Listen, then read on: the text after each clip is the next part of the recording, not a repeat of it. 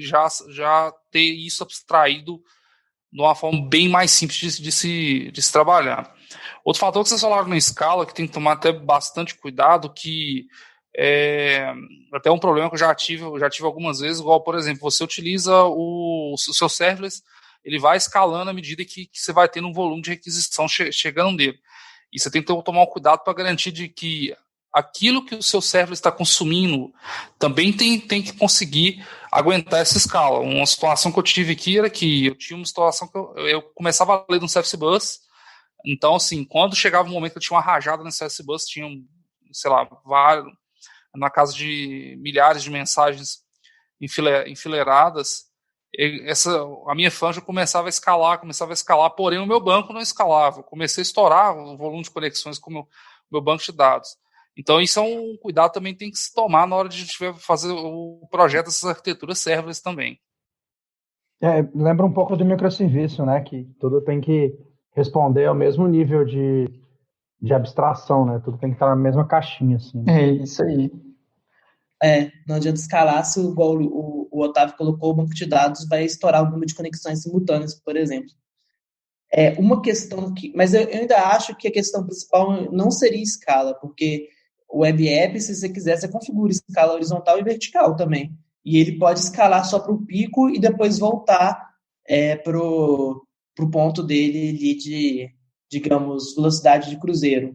Mas ele ainda depende de você ir lá e configurar, entendeu? Ele ainda depende da sua interação, da sua análise de negócio. Isso normalmente vai vir depois que você teve uma queda. Aí eu caí porque eu tive 3.000 acessos, aí agora vamos configurar para esse horário aqui vai ser 3.000 acessos, porque, sei lá, agora tem um cliente A que tem 3.000 acessos nesse horário, entendeu? Então, assim... Sem sombra de dúvidas, a escala no serverless ela é mais fácil, mas eu não acho que ela deve ser o principal fator de decisão. Por exemplo, em container também você pode fazer isso, né? Com Kubernetes ou outra tecnologia. Mas eu acho que a questão é a filosofia. De novo, eu vou voltar até para o ponto que eu trouxe no início. O serverless está focado ali na sua regrinha de negócio, sabe? Exatamente. Então, eu vou ter meu time de desenvolvimento focado no que entrega valor para a área. Eu não vou estar com meu time de desenvolvimento focado em conexão simultânea, configuração de IP para poder acessar o servidor. Não, eles vão estar ali focados no que vai traduzir mais rápido em entrega de valor. Por isso que eu gosto muito de abordagem serverless, porque você tem o foco do time de desenvolvimento fica muito mais próximo do negócio, porque você abstrai de algumas coisas. Aí aquilo, né, você vai estar abrindo mão do seu time tá, às vezes, tendo até um desconhecimento do que está ali por trás, o que é uma coisa ruim. Mas ele fazer esse trade-off aí na hora que você estiver no dia a dia. Olhando para esse lado, é quase como usar o potencial da nuvem, não no máximo, mas você está abusando da nuvem mesmo, assim. Então, quer aí, gerencia tudo para mim aí, então, né? E aí você consegue focar seus esforços nisso. Faz bastante sentido, cara.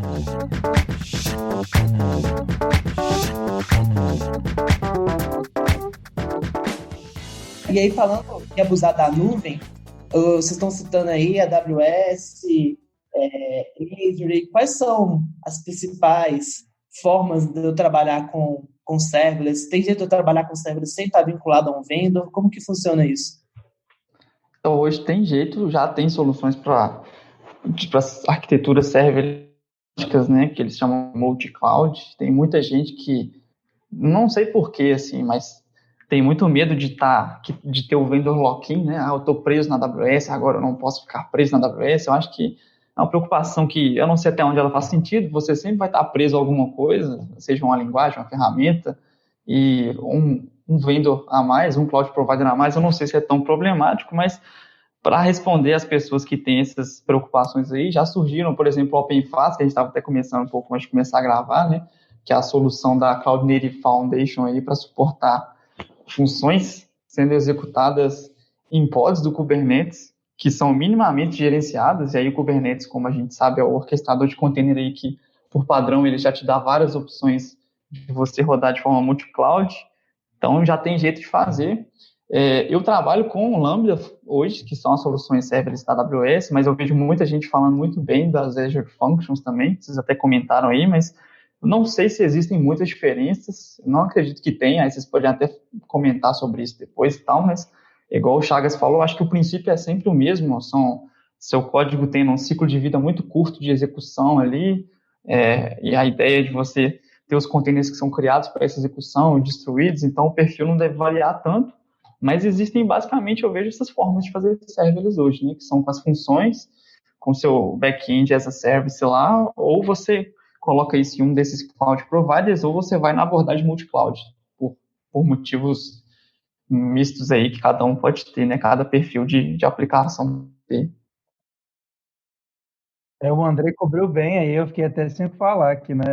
Que isso, velho. Emocionei. Só quando eu falei do multi-cloud, você ficou emocionado, Luiz? Essa questão que você abordou sobre do vendor lock-in também, eu tenho a mesma visão que você. Tipo assim, hoje, você vê principalmente no nível estratégico das empresas, né? Quando você fala estratégia do TI, os diretores, os gerentes, algumas empresas estão caminhando muito para essa questão de mínimo lock-in, ou até nenhum lock-in, né?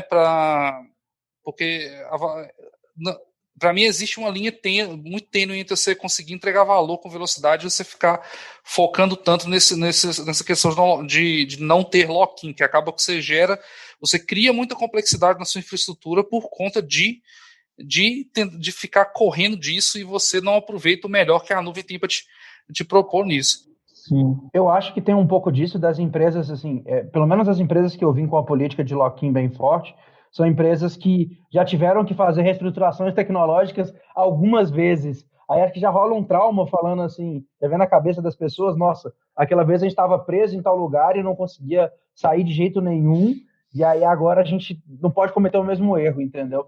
Acho que daí que surge essa política. Cicatriz, né? A cicatriz da empresa que gastou, sei lá, trocando de um híbrido para um aplicativo nativo, por exemplo, supondo coisas mais simples assim, e sentiu que aquilo era um lock-in, ela tem que correr atrás de não ter isso, e agora tem que ter um pouquinho de cada coisa. É uma forma dela tentar evitar esse grande desdobramento quando ela precisar migrar, porque a gente sabe que hoje a gente está falando de serverless, mas sei lá, daqui 5 anos a gente pode estar falando de outra coisa totalmente diferente, que a gente vai, como sempre, descobrir que veio da literatura bem antiga, mas que agora é implementável e é sensacional, e as empresas vão todas ter que migrar para aquilo, e elas querem economizar nessa migração, né? São empresas grandes, com estruturas bem grandes, pelo menos as que eu ouvi, uma política muito forte de lock-in. Sim, sim. E para quem tem medo, já tem resposta para isso, né, também. Igual a gente falou, tipo, eu lembrei do OpenFaaS que eu falei, mas existem outras soluções também. Eu lembrei do Cláudia, eu não sei se vocês conhecem, um nome bem brasileiro aí. Tem uma solução open source para provisionar funções as a service, chama Cláudia. É bem facilitado. Tem o Apex também, que além de provisionar as funções em vários cloud providers, ele ainda consegue portar sua função para outros runtimes, né? Você conseguir fazer o seu código rodar no Node, rodar no Java, rodar em Python. Então já existem algumas alternativas aí para quem tem essas cicatrizes e está com medo de ir para serverless por causa de um fornecedor ou outro. E mesmo assim, como o Chagas mesmo disse um tempo atrás, como você foca mais no desenvolvimento da sua aplicação em si, e esses vendors, mais que tenha algumas diferenças, eles têm muitas coisas semelhantes. Então, assim, você consegue fazer a mesma coisa que você faz na AWS e tem uma forma semelhante de você fazer isso lá na Azure, tem um jeito de você fazer isso na Google. Então, como você está focado no seu core, o impacto que você vai ter para mudar não é refazer uma coisa que você gastou muito esforço, como é o caso do trauma dessas pessoas que configuraram um servidor, vamos colocar assim, físico lá, e tiveram que fazer todas as configurações, e depois tiveram que adaptar tudo. Já é bem mais tranquilo, porque você não tem esse esforço e nem o esforço de refazer isso novamente. É um pouco menos impactante, assim. Você quase não tem boilerplate, né, em volta da sua função ali. Quase tudo que você tem é regra de negócio. Bem colocado isso aí. O ponto positivo que o Chagas gostou de enfatizar. Vendo o lock-in até no episódio de nuvem, até para não estender muito esse assunto, mas eu acho que é sempre um meio que em busca do Eldorado, sabe? Aquele santo graal que a galera está percorrendo atrás, gasta muito esforço nisso, sendo que esse esforço poderia estar sendo focado em criar aplicações com baixo acoplamento, bem estruturadas, uma arquitetura evolutiva que vai garantir esse progresso, né, e como o próprio nome fala, essa evolução da arquitetura da companhia. E quando a gente chega ali, o Otávio começou a pincelar isso, não adianta nada as functions, os serverless, as lambdas escalarem e seu banco ser uma coisa engessada que não vai dar conta disso. Existe forma de trabalhar com serverless e banco de dados? Como que seria essa questão de ter na camada da consolidação dos dados em si? Existem já até bancos de dados mesmo serverless, né? A própria, assim, eu falo mais da AWS, que eu estou mais acostumado a trabalhar com ela, mas a própria AWS já tem banco de dados serverless, você consegue utilizar o DynamoDB e você também consegue, por exemplo, utilizar o Aurora e colocar a opção de serverless nele. Inclusive, eu vi até uma comparação de, você olhando, tipo assim, o Aurora usando o serverless sem usar o serverless, porque assim, ele é um pouco mais caro utilizando o serverless dele para fazer todo esse gerenciamento. Só que vamos botar uma aplicação que você roda ela 8 horas por dia, 21 dias por mês. No final das contas, ela sai, pelo cálculo que tinha feito lá, era 1/3 do valor, utilizando o serverless justamente por ela poder, vamos botar, quase que desligar o sistema quando você não está usando e, ao mesmo tempo, suportar o pico das suas aplicações nos horários que você precisa. Então, assim, já existem várias soluções para isso também. Junto com o que o Gabriel falou aí, a gente tem também, na Azure também já tem, a gente consegue trabalhar com SQL Server as a Service. O Cosmos DB está em preview, se eu não me engano, saiu, ele está em preview agora como serverless. E até um pouco, complementando um pouco o que o Gabriel falou, uma vantagem que eu vejo grande também é quando você está montando ambientes de desenvolvimento para o pessoal, onde o pessoal está ambiente de desenvolvimento e ambiente de teste, para o pessoal começar a utilizar dentro dos times de desenvolvimento. As instâncias serverless, elas são muito boas nessas situações, porque acaba que algumas vezes você vai provisionar um ambiente ali para um ambiente de QA, que ele vai ser usado só ali durante aquele teste, durante um teste manual que o usuário possa estar fazendo, e você acaba provisionando uma instância, se for colocar uma instância gerenciada, uma instância de um SQL Server, uma instância do Aurora, lá ele vai acabar pagando mais caro, sendo que é um negócio que o cara vai usar só para poder fazer um teste ali mesmo, e fica bem mais barato também se utilizar o banco de dados serverless nesses momentos.